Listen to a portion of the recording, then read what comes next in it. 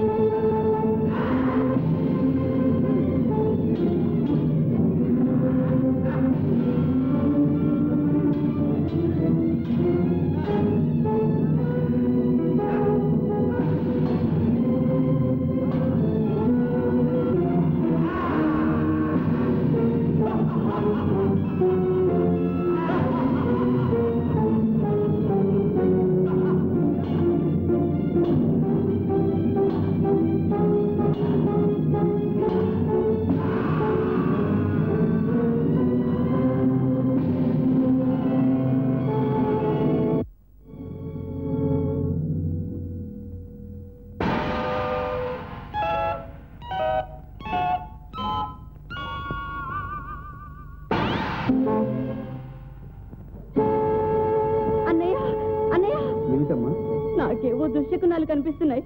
అశ్వరక్షణకే వెళ్ళిన నా స్వామికేదో అపాయం జరిగిందని నా అంతరాత్మ చెబుతోంది. వారెక్కడున్నారు, ఎలా ఉన్నారు? భయపడకమ్మా, నేనున్నానుగా. నువ్వు లేనిది ఎప్పుడన్నయ్యా? పలువురు కలిసి రణరంగంలో నా కుమారుడు అభిమన్యుని అసహాయం చేసి చంపినప్పుడు మాత్రం నీవు లేవా? ఉండి ఏం చేశావు? రక్షించావా? నువ్వు పేరుకు మాత్రమే పాండవ పక్షపాతివి. కర్మ అనుభవించక తప్పదమ్మా. నీ మాటలు నా అనుమానాన్ని బలపరుస్తున్నాయి. నా మీద నీకున్న అభిమానం ఇదేనా? నీ బావను రక్షించుకునే బాధ్యత నీకు లేదా? వారిని చూస్తే గాని నా మనసు శాంతించదన్నయ్యా. నువ్వు దిగులు పడకమ్మా, నేను వెళ్ళి పార్థుని తీసుకుని వస్తాను.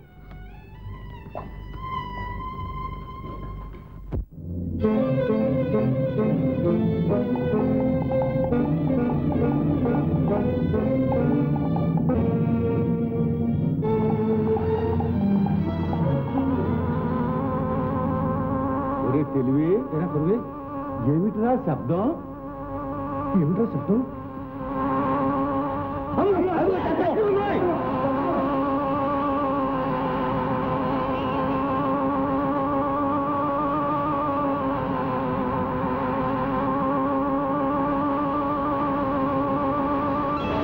ఇదిగోనమ్మా సంజీవమణి. పద బొబ్బరు.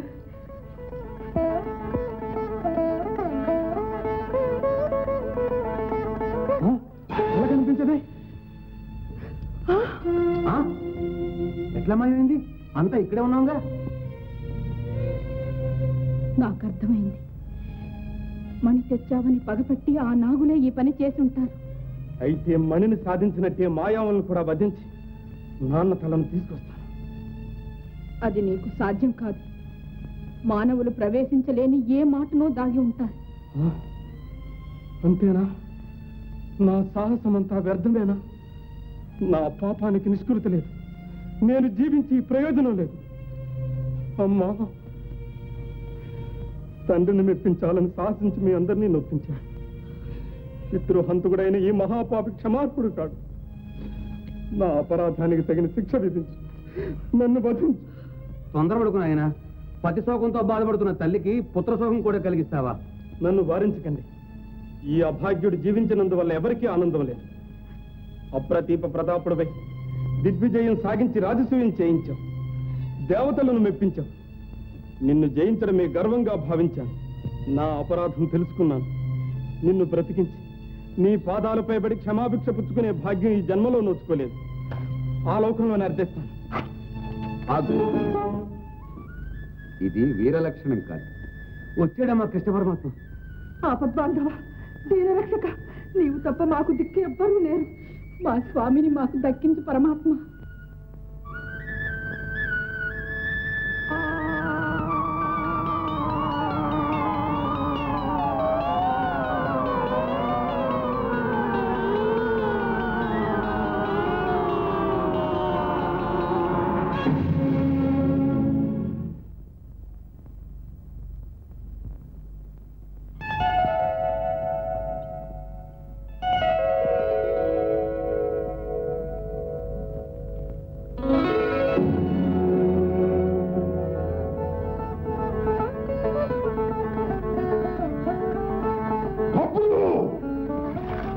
రుద్రాదేవం ఇప్పుడు అది అక్కర్లేదులే బావా.